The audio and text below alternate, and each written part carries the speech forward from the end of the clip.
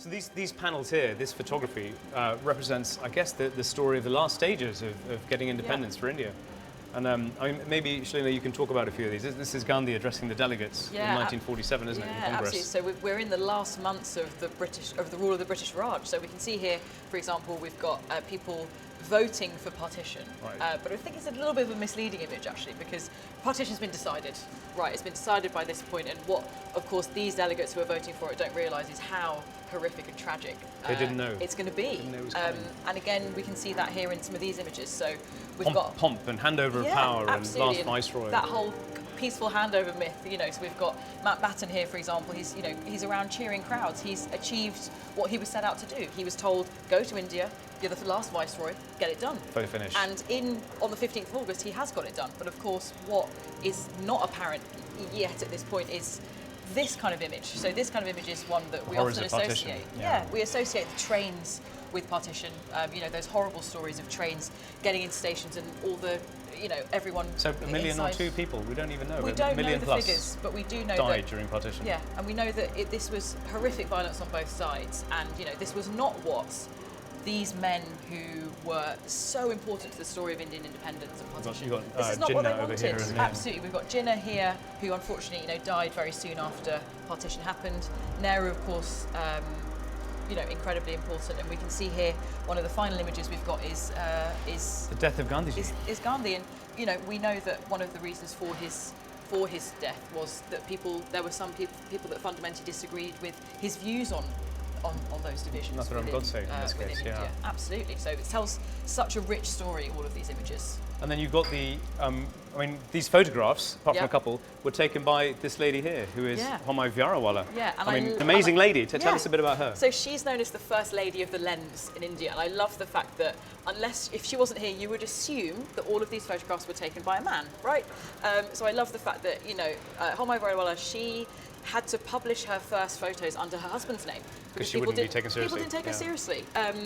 But you know, but actually she used her gender to her advantage. She snuck into situations, got rooms closer. Full of men. Yeah, she got closer to the action because she was a woman, and people just assumed she, you know, didn't think anything of it. Essentially, she did have to publish under a pseudonym as well at one point, but she was there at the forefront of so many of these important events, but also global events. You know, she photographed JFK, the Dalai Lama. You know, so she's an incredibly powerful, brilliant woman, and I love that you've got a wall of her photos. I think it's fantastic.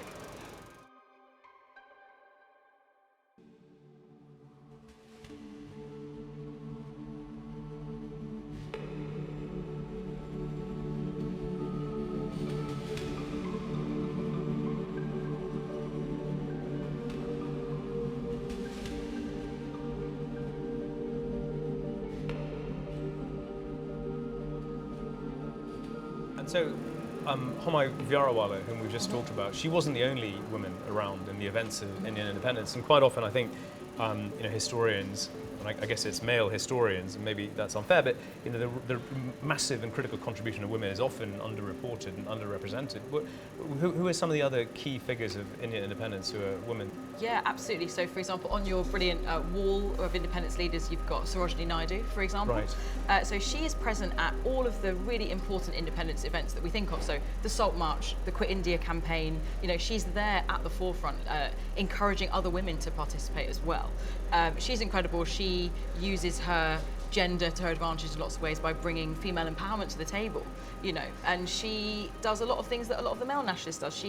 She's imprisoned for several months, for example. She gives back awards she's been given by the British in her horror because of Amritsar. So, you know, she's an incredibly important part of the story. And functions as Gandhi's right-hand woman for many years. Absolutely, and you know, she's very well known in India. You know, she's the Nightingale of India, but I think she's not as well known here as part of the story, I don't think, and I'd really encourage everyone to look up some of her writing. She was a beautiful writer, so she's a great example. There's obviously other women that were involved in the movement. I mean, we talked earlier about Lakshmibai, the Rani of Jhansi. Yes. She was amazing. I have a picture of her with, you know, two swords, the reins in her mouth. I don't know if it's fictional, but I think it represents who she was. Yeah, absolutely. So when I think of the Rani of Jhansi, I think of her on horseback.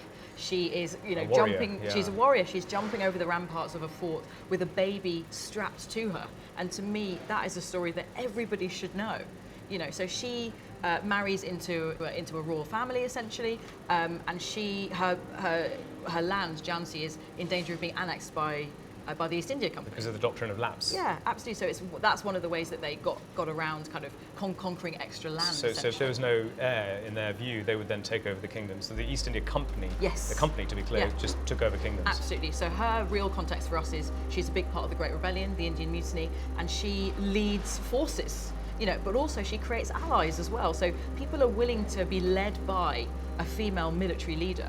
And she's unfortunately killed during that time. But the British write very fondly, I'm going to say, they acknowledge that she was a fantastic military leader, and she's such an important part of that story that's not necessarily well known by as many people as I think she should be. People loved her. She was into books and arts, and she was an enormously sort of revered and respected figure. Yeah, absolutely. She's one of many women who were involved in the movement that deserve more centre stage, really. India to gain its independence. Absolutely.